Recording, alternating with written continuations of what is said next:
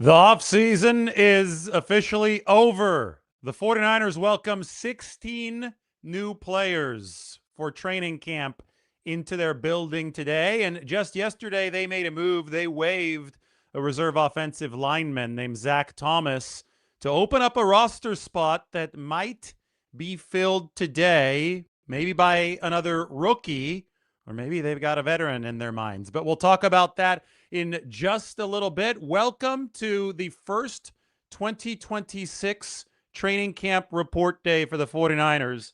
The 2026 draft class makes up 8 of the 16 players who should be setting foot into the 49ers facility today for camp. Veterans are due by next Saturday, July 25th. But here are the 8 rookies for the 49ers who were drafted this year, but there are also 8 undrafted free agents, at least 8 undrafted free agents who are going to be due to show up today. And then, of course, we can always talk about the 49ers roster, this constantly evolving entity. Zack Thomas, who had been signed to a reserve futures contract, an offensive tackle, been with the team throughout the offseason, waived by San Francisco yesterday. So I just erased him here from the 90-man depth chart. It means that the 49ers now have one spot open, and I think that it might actually be used. If I'm going to predict where it might be used, I think that it's going to be used for Jack Bouwmeester, a punter out of Texas.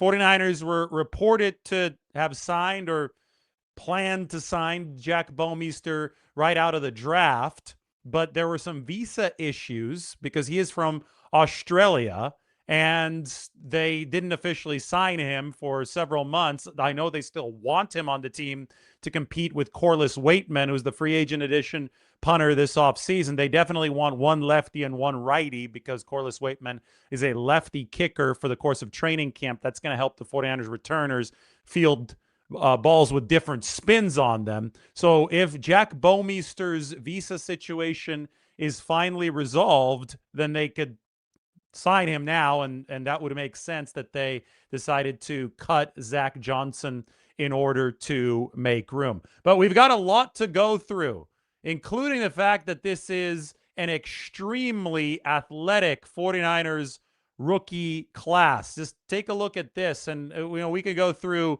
the relative athletic scores. Mike helped make a graphic that combined all of the relative athletic scores where green means elite or great. Look how much green there is. I know that you can't read the individual numbers here. Just wanted to give you guys an idea of what the 49ers focused on with the rookie class that is reporting to training camp today to begin this long marathon of a journey.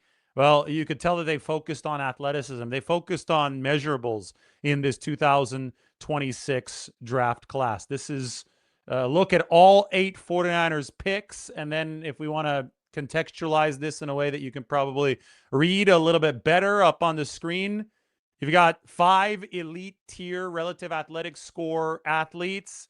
Enrique Cruz Jr., the offensive tackle, Zack Thomas's position.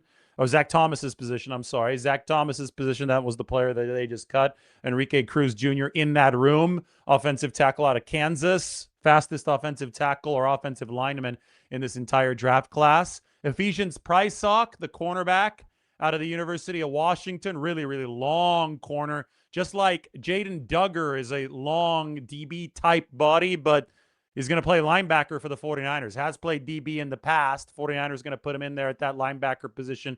Really helps illustrate the versatility that they're going for with Raheem Morris as their defensive coordinator on the back end of that defense. You look at Dugger, the wingspan for Jaden Dugger is over 7 feet. I mean, the guy that's 84 plus inches on the wingspan for Jaden Dugger. Ephesians Prysock also with a big wingspan for the 49ers. So there's a common theme there amongst the players the 49ers have drafted to be on the back end of this defense.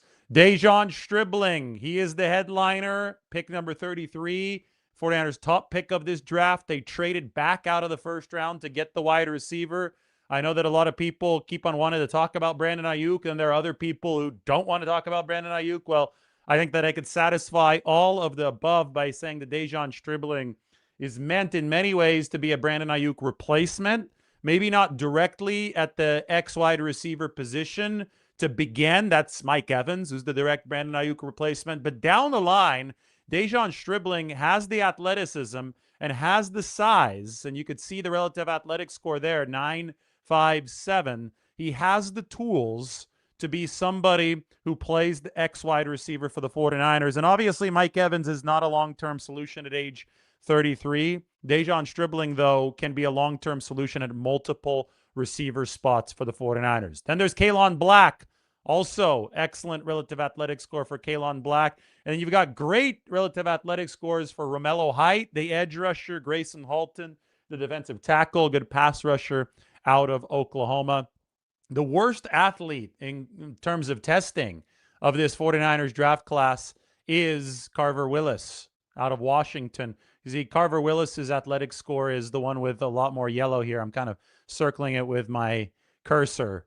Still good, but you have a lot of elite scores, and it's very clear what the 49ers were going after in this 2026 draft class. So we get to see all of these guys report to the facility. Then they're going to take the field for practice starting 8 days from now. Not on the 25th, but on the 26th is the 49ers' first practice. Now, that's also going to include the veteran players. So we saw the rookies on the field during OTAs. The pads will probably come on about 4 or 5 practices in for the 49ers. And then things just are getting a whole lot more real now, because it's not just going to be, light work in the offseason, walk through pace. This is going to be full speed competition at training camp with some physicality since the pads are coming on. We can start with De'Zhaun Stribling. This is 49ers wide receivers coach Leonard Hankerson on De'Zhaun Stribling, the rookie's role in that receiver room.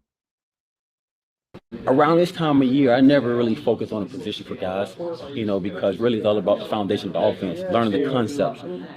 We probably format, the offense to where we can get guys in different positions. So I really, as a position coach, receivers coach, I don't really see it as X receiver, F receiver, Z receiver, because of, we move guys around, not slot, not outside. You move guys around a ton, to get them in position to be successful, So with Stribling, obviously he's a big body guy.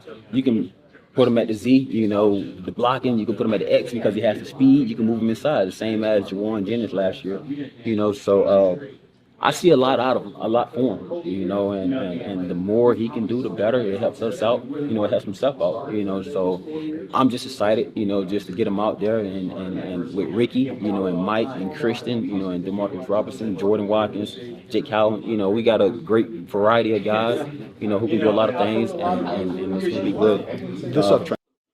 The versatility, I think, is what is important to hammer home right now. He mentioned first that De'Zhaun Stribling can play the Z. That's Ricky Pearsall's position. That's the flanker position. A lot of motion is going to come from that Z wide receiver. Then he said that he has the speed, 4.36 speed, that goes back to the athleticism we were discussing, to play the X. The X is the split end. The X does not go in motion. The X will typically draw the defense's best cover cornerback. The X is extremely important for many reasons. One is field stretching. The other is safety drawing, a magnet for safeties that come a little bit closer, and run blocking. The X is the key to Kyle Shanahan's offense, which is why the 49ers struggled so much when it came to generating explosive plays over the course of the past year. They didn't have a true X receiver. Then you heard Leonard Hankerson toss in, De'Zhaun Stribling can also move inside like Jauan Jennings. So I think in the purest sense, the 49ers looking at De'Zhaun Stribling as an F wide receiver, an inside wide receiver that replaces Jauan Jennings as the big slot in the short term. But they are looking at De'Zhaun Stribling as a potential X wide receiver, maybe the primary one of the future. But at the same time, they are looking at him, just like they like to classify all their receivers, as versatile chess pieces so that defenses can never get too comfortable with how the 49ers align. You have to learn the X. You have to learn the Z. You have to learn the F. And those are all very, very different approaches mentally for any wide receiver. You have to learn the playbook of all of those positions. And guess what happens at training camp? This is when you start practicing on the field. I mean, I'm sure that De'Zhaun Stribling's been in his playbook over the course of the whole offseason, but this is when you can finally start translating what you've been book studying into actual football preparation. This is why camp is so important, especially for a Kyle Shanahan offense, because it is complex. It is demanding, especially of receivers who have to learn all these different positions so they can actually be trusted to go out there and play. You can only, realistically have 5 wide receivers up in an active roster in a uniform on game day. If one or two guys gets hurt, and that's obviously been a problem for the 49ers over the course of the past several seasons, you're going to have to move spots. You may not have the luxury of only being at the F, only being at the X, only being at the Z. It could sometimes turn into a big, big mess.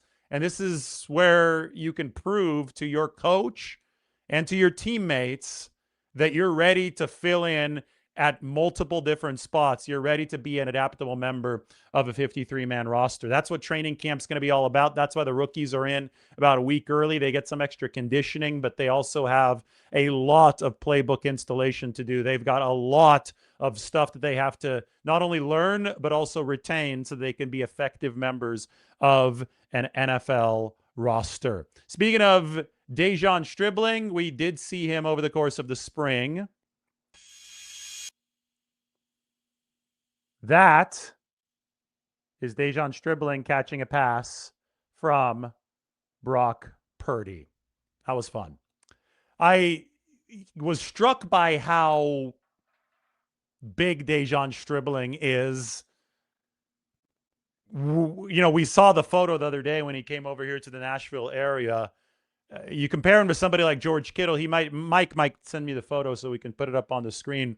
But he might have been standing a little bit closer to the camera, so there could have been a little bit of an optical illusion going on. But still, it wasn't overly disparate. And he looked about as big as George Kittle. Now, Kittle is a little bit shorter than me. So Kittle is, 6'4", I think. I think he's listed at 6'4". Stribling, I think, is listed at 6'3". I think it's accurate. Maybe he's even 6'3.5". Maybe it's a little bit above that. Obviously, he's not going to be as wide as George Kittle, who's about 240, 245. But De'Zhaun Stribling is going to be well over 200 pounds. And I think his frame and his discipline, we talk about son of a Marine and all that stuff, but I think everything about this guy's profile should be set up to be effective in the blocking game on the outside for the 49ers. And if there's something that they've got to fix this year, it is the perimeter blocking when we're talking about the offense. They didn't have explosive runs at nearly the rate they needed to have them last year.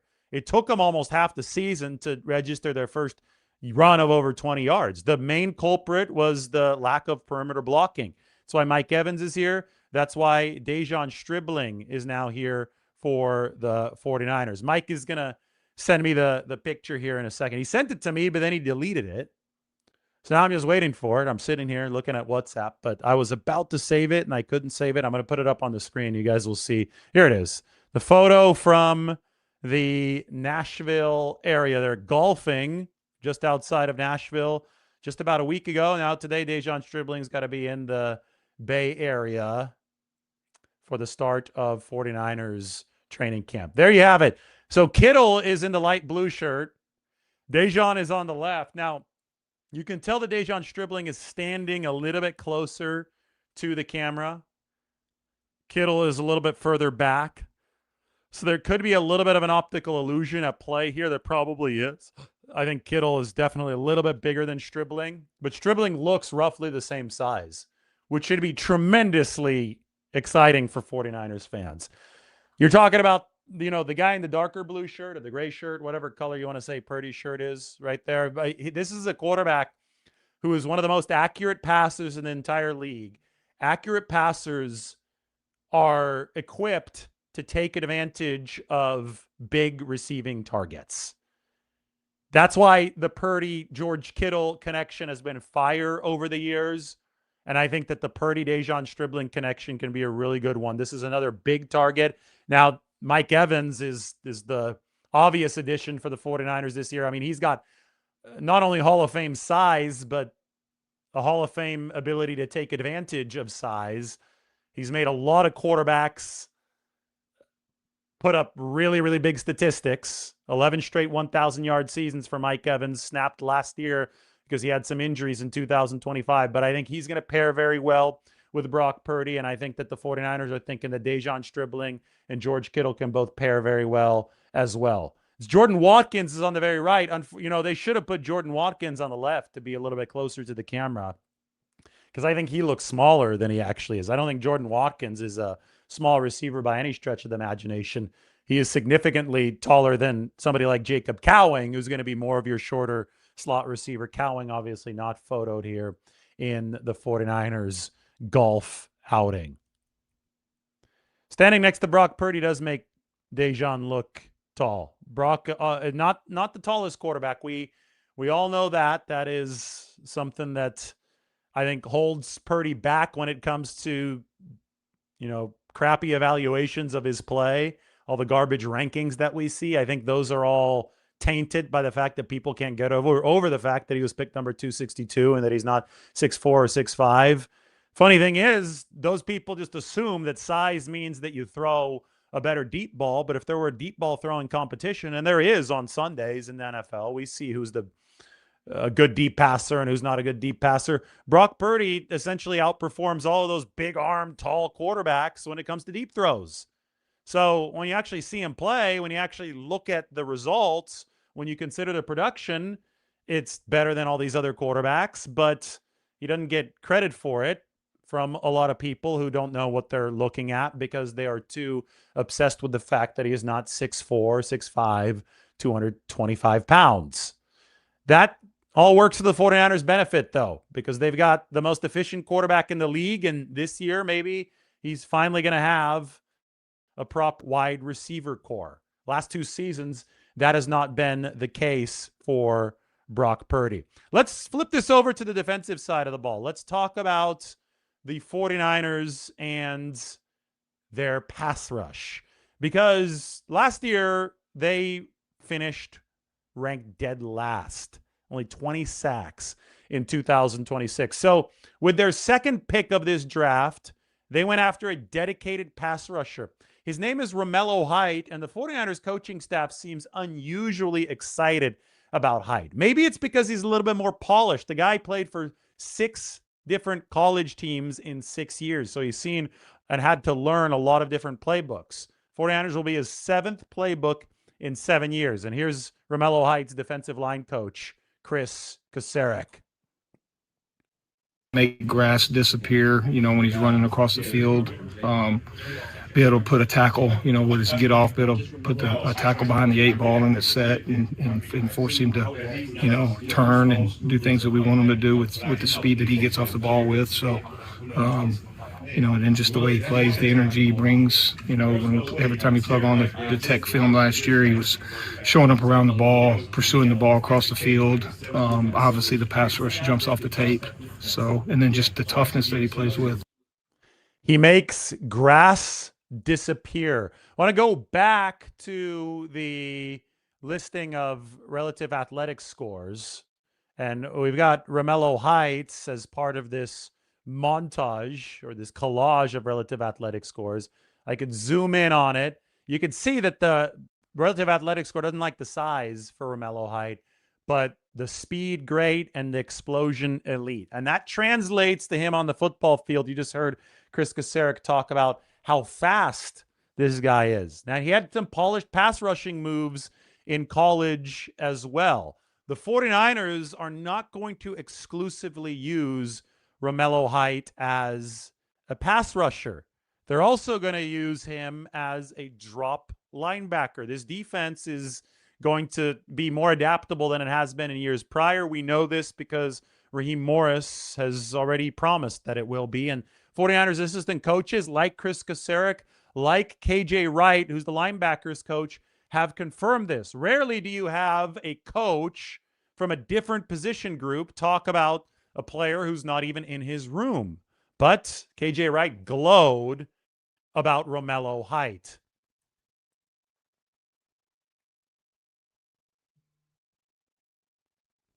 if I can get this. We have an awesome coach by the name of Greg Scruggs. I played with Scruggs in Seattle, a guy that has played D-end, D-tackle, played tight end, a smart coach. He's going to take over those stand-up guys on the line of scrimmage. So you'll see with Romello, I call Romello a weapon. He's a D-end. He's rushing, standing up. He's dropping back. This guy is a weapon. Who knows what Raheem does? He may put him over a guard here and there. So really excited how we utilize him.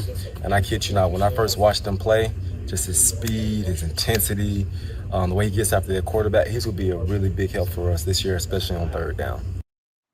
So I think talking to all the 49ers assistant coaches, just gathering what, the 49ers might do schematically, Romello Height might be the player that they're most excited about in this draft class as far as immediate impact in 2026. KJ Wright's talking about him as a third down specialist already. So obviously the 49ers are going to want to get after the quarterback pass rushing on third down, but I think they're going to be throwing very multiple blitzes and pass rushing schemes at opposing offenses. Some of that could come in the form of zone blitzes. If you have a player who's fast enough to eat up grass and drop into coverage, well, the opposing offense may not be sure if he's coming on a rush or if he's going to be dropping into a flat.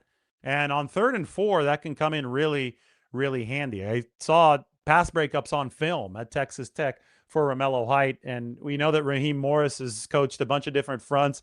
49ers will be at home in a 4-3 this year. That's where they've been at home for the past decade under Kyle Shanahan and John Lynch. This, by the way, is year 10 for Shanahan and Lynch. This is the 10th time that rookies have reported to training camp under that duo. They've run the 4 down front throughout the entire decade, but I think that there will be more bells and whistles to that front than there ever have been before. And that should be tremendously interesting to track as this 2026 season evolves. Remember that last year the 49ers ranked number 21 defensively, but that was only after massive, massive injuries to Nick Bosa and Fred Warner and others. They've got Bosa and Warner set to be back this year. They still, though, need fortification around those players. Romello Height is a great example of fortification on the opposite side of Nick Bosa, and it's a great example of a transition into the Raheem Morris age for the 49ers. Now, speaking of a transition, other side of the ball, Christian McCaffrey, I think, needs some support this year. He carried so much of the offensive load last year, especially because of those injuries on the perimeter. It was up to Christian McCaffrey to lead the 49ers in receiving and lead them in rushing, and 413 touches later, he had his most usage ever in his entire NFL career. And this is going to be year 10 as well for Christian McCaffrey. The very first McCaffrey game in the NFL was against the 49ers in 2017 and was also Kyle Shanahan's first game as 49ers coach, John Lynch's first game as 49ers GM. So that gives you an idea of how long Christian McCaffrey has been around. 49ers drafted Kaelon Black out of Indiana. Some folks thought that they drafted him too high, but nobody knows if you drafted somebody too high or too low because that's really irrelevant. They drafted Kaelon Black where he was available for them because they think he's going to be a good fit on this football team. He's somebody who can catch the football out of the backfield. He's somebody that can pass protect, and obviously he could run. He averaged over 3 yards after contact per attempt at Indiana. But perhaps most importantly, the guy is an athlete. And the 49ers believe that his athletic ability combined with what he's already demonstrated on the football field at a football factory like Indiana is going to be able to give them the luxury of giving Christian McCaffrey some breathers this year. Here's George Kittle talking about Mr. Kaelon Black. Very fast and very mature. What is he, 25? I like old rookies because, they're ready to play. And you don't have to go through that immaturity part of the start, which, it's just when you play with mature players, they kind of understand, the sense of urgency is what I would say. They're just ready for it. And that's been really cool. So I think that the 49ers made a concerted effort. You saw that they drafted multiple players over the course of the past 2 years, and has also signed multiple players over the course of the past 2 years in undrafted free agency from programs that they trust. So the University of Indiana, with Curt Cignetti, the very intense head coach of the University of Indiana, developed Kaelon Black. He actually followed Cignetti from James Madison to Indiana. The 49ers went after Kaelon Black. They have gone after other Indiana players like CJ West, like Mikhail Kamara. They've got 4 Indiana guys on their roster right now, also including Curtis Rourke, the quarterback. The 49ers also have 4 Jedd Fisch products on their roster. Fisch out of the University of Washington. It's where he finished developing Ephesians Prysock. That's where Carver Willis came to play 1 season last year, and the 49ers got some intel from Jedd Fisch that Carver Willis will be able to potentially be a center of the future for them. He's going to be working at center, amongst other things, this year.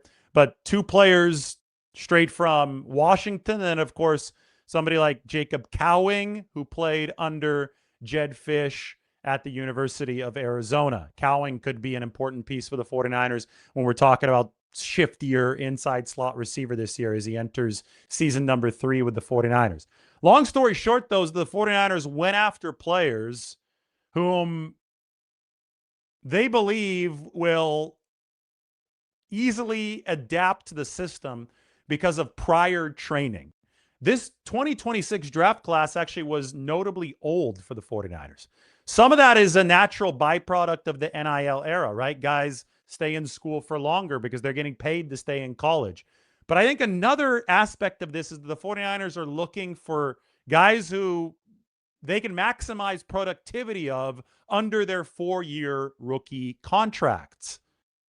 That is how you can get an edge in a salary capped league. These guys are paid a finite amount of money, years 1 through 4. It is capped by the rookie wage scale. You don't negotiate these contracts. At least you don't negotiate the dollar amounts. Some of the offset clauses, maybe that is up for bartering, but the cap hits are set.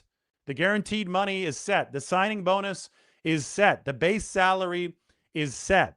So you have players under cost control deals for 4 years, and you want to make sure that they produce during those 4 years. You want to make sure that, they don't blossom. You don't want to wait for them to blossom in year 4 right before you have to re-sign them. You'd rather get that cost-controlled production right away.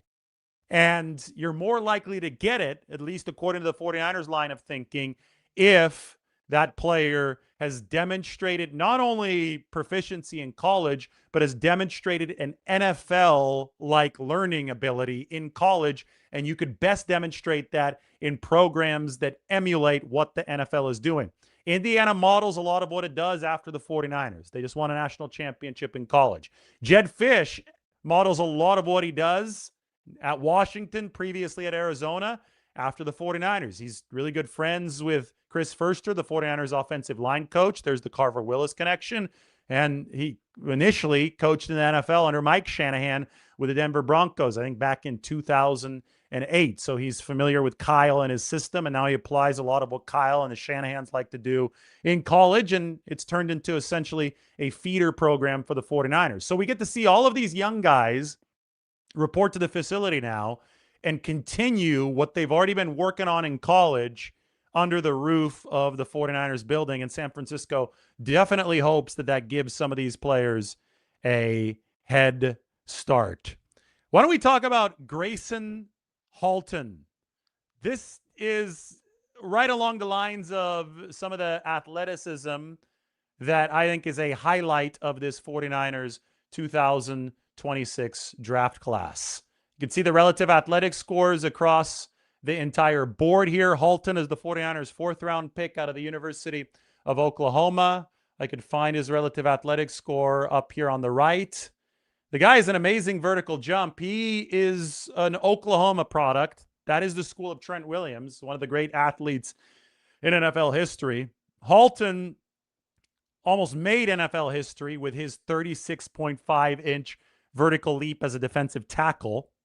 I was able to ask Gracen Halton about that during the 49ers offseason program. So let's hear from Mr. Halton himself, all while keeping in mind that this guy played not only running back, but also some wide receiver in high school. And now he's an NFL defensive tackle.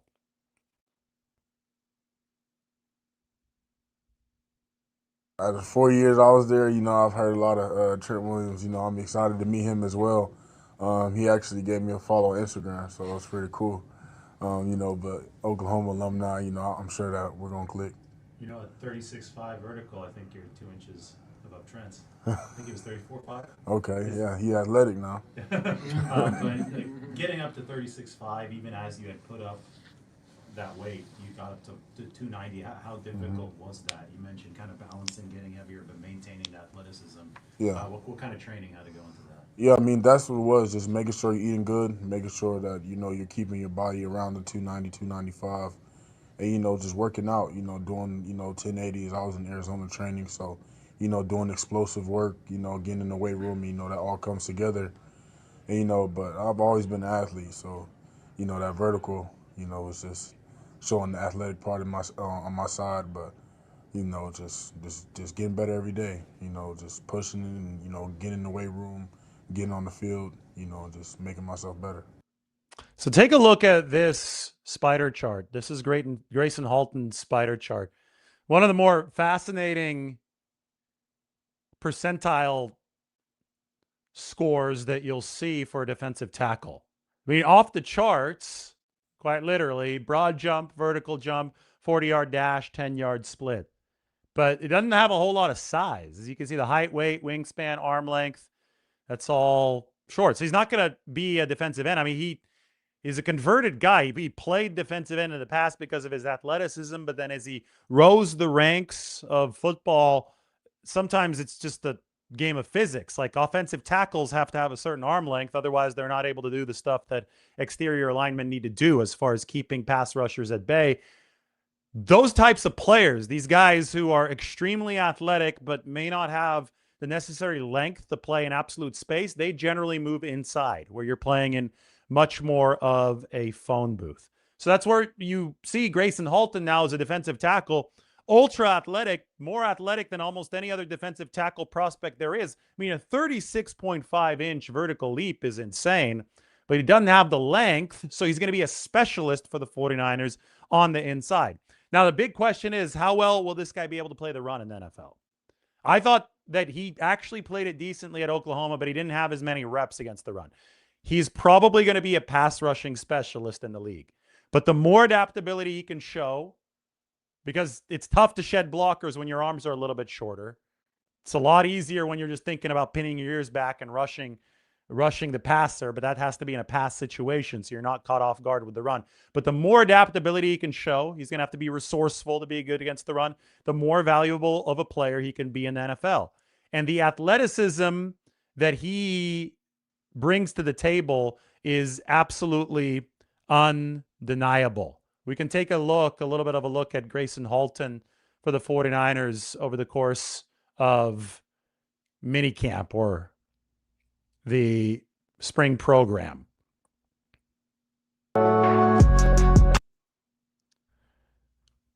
Low to the ground, you could see that the arms are not long, but you could also, this is obviously from the 49ers Instagram page, you could see that there is quite a bit of explosion and power just in this one clip.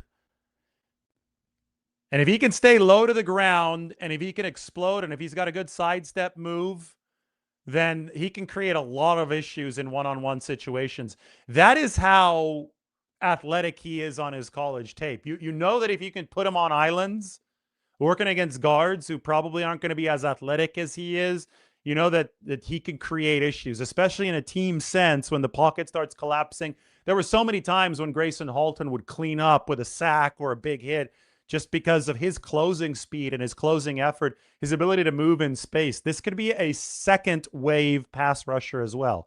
I think he could win off the snap with his explosion, but he can also win on the second wave once the pocket muddies with his hustle and his athleticism. All those things are things that the 49ers are very, very excited about. We got Carver Willis. Now, I was talking about the Jedd Fisch connection to San Francisco, the Washington 49ers pipeline. Why don't you hear from the man himself, the 49ers 4th-round draft pick, maybe their center of the future, Carver Willis?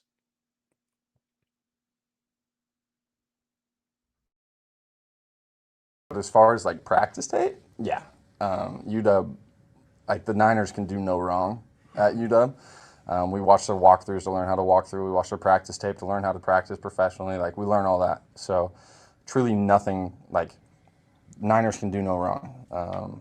It's an organization that UW really, really respects. So we watched it to learn. So yeah, we watched their run game to learn how to run wide zone, tight zone, all that kind of stuff. And then we watched literally the practice tape because our coach needed a good example of how to practice professionally without hurting guys and, you know, being smart. So yeah, no, it's UW really respects the Niners. UW respects the Niners. There you go. There's your model for a college team coming from a pro team. And I have a whole article and video with interview of Washington coach Jedd Fisch that you can go back, search, and watch. I think that will give you a good idea about how this connection works. And I think it's something to invoke right now as these rookies take the 49ers training camp field for the first time, because you're hoping that that learning curve is much quicker, is not as steep with those pre-existing connections. The 49ers are trying to win a Super Bowl this year. They're spending more money than any other NFL team when it comes to cumulative average per year of contracts across their entire roster. It is obviously a win-now situation for the 49ers. They've added veterans like Mike Evans and Christian Kirk and Dre Greenlaw over the course of this offseason. When you are spending on those types of players, you need your rookies to provide the supplement immediately. You can't wait around for some of these rookies. So combine the spending and the type of free agent that the 49ers targeted this offseason with the type of rookie that the 49ers drafted in the 2026 draft. And you could see a team that has an urgency to experience positive results very quickly in the cycle. You can also look at the athletic scores as evidence of that, because the 49ers are trying to maximize their chances of these guys being difference makers at the NFL level. To be a difference maker at the NFL level, well, sometimes you have to be off the charts when it comes to your physical capabilities. Of course, that's not the be-all, end-all. You have to be a good football player as well. But the 49ers believe that they've found a good balance between athletic score and football prowess on the field. They believe they found value like that in the NFL draft. You know, speaking of athletic prowess, we can talk about Enrique Cruz Jr., the most athletic offensive lineman the 49ers probably have ever drafted under Kyle Shanahan and John Lynch. Trent Williams is the most athletic offensive lineman of all time. The 49ers, though, didn't draft him. He was drafted by Washington. Enrique Cruz Jr. out of Kansas, although he still is a player who needs quite a bit of polish, is a player who is very, very athletic and fast to begin with. Wearing number 69 next to Carver Willis. We just saw Carver in an interview. This is some offseason work, both of these guys combo blocking. The 49ers, 2 offensive line draft picks here of this 2026 cycle. And if we're going to be talking about length and athleticism, I talked about Jaden Dugger's 7-foot wingspan. This video is from the 49ers. You're going to get a little bit of a better idea of just how long Jaden Dugger's arms are. Take a look at that. You can really, really see there. Those are some long arms, and the 49ers hope that these are going to clog some passing lanes. Somebody who's played safety, who has played edge rusher, and who's going to play a stack linebacker position for the 49ers. That's probably going to be one of the more exciting players to track over the course of this training camp. Going to be a lot of fun to watch players like that, though, because, you know, there's a debate. Is Jaden Dugger going to be a redshirt type of player for the 49ers? Is he so raw? He's been moving positions throughout college, was just safety just 3 years ago. Is he so raw that he won't be able to play? Or is Raheem Morris going to be able to find a niche for him to contribute right away? Because it is exciting when you see the frame. This is somebody who could be special based on the frame. I don't know if we've ever seen a stack linebacker with a 7-foot wingspan. We've seen edge rushers with that long of a wingspan. This guy's wingspan is longer than Aldon Smith's. Aldon Smith was almost 7 feet with the wingspan. Jaden Dugger is 7 feet with the wingspan, and he's not playing edge rusher. Now, maybe ultimately he gets moved to edge rusher because that's where he fits best from a skill set perspective. But the 49ers think they can get greedy here, and they can move him to a stack linebacker position where he can become the new predator, right? Fred Warner, call him the Predator in the middle. Warner, a lot of his success has come from the fact that he is a long linebacker. You don't normally see a guy who is 6'4" in that position. A lot of Fred Warner's success has come from how much of a physical anomaly he is at that position. 49ers are trying to double down on that with a player like Jaden Dugger. And then at the cornerback position, they like the length of an Ephesians Prysock. All right, guys, do you have any questions? First day of 49ers training camp. I would love to hear them before I head off into the day.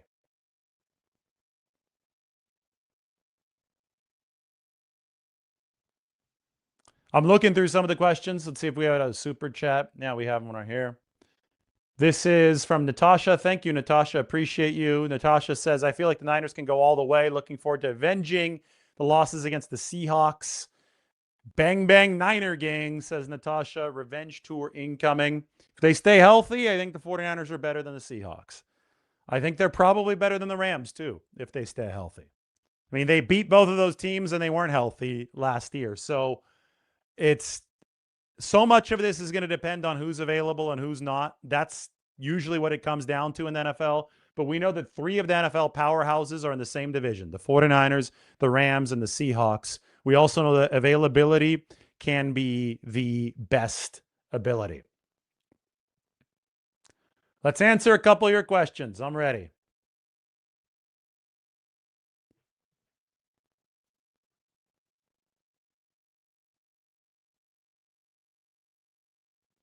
So this has been misrepresented online. Kyle Juszczyk plays tight end more than he plays fullback. Yes, he lines up at tight end over 200 times a year. Just last year, I just put up the graphic on a video yesterday. He lines up at a tight end position more often than he lines up at fullback, but he is, unfortunately, paid under the fullback wage scale, unfortunately for him. For the 49ers, it's been the bargain of the century. They're able to get Kyle Juszczyk at that rate. Now, Kyle was not talking as if he's going to hold out or he's insanely pissed off about the situation. I mean, it's frustrating for sure, but he mentioned it in semi-jest, matter-of-factly, because it's true. The guy's making $4 million a year when he probably should be paid as a tight end making over $10 million a year based on his contributions to the 49ers. But the way that it's been presented online by the aggregators is that he's insanely mad and he's about to hold out because of this. That is not the case. Juszczyk is correct. I think that this is a case where this is unjust toward Kyle, but Kyle understands that there's not much that he can do about it. And the 49ers and Juszczyk will continue with the arrangement that's worked so well for about a decade. No, the 49ers did not change the training staff, but they did hire, I believe, 4 new physical therapists. The big complaint from the players had been that there wasn't enough one-on-one attention, and that is what the 49ers strove to fix this offseason. All right, guys, training camp underway today. 49ers rookies, 16 of them report. A lot of athleticism entering the building. 1 open roster spot after Zack Thomas was cut. They might sign the punter, Jack Bouwmeester, if the visa situation is resolved. I told you first if that's what happens, but I'll update you with how they do actually fill that 90th spot. Talk to everybody soon. Hit that subscribe button, hit the like button. We're buckling up for one hell of a journey. The marathon starts today. The off season is over, so you definitely need to be locked in, especially with the alerts. Hit that alarm bell. We'll talk to you shortly. Enjoy the ride.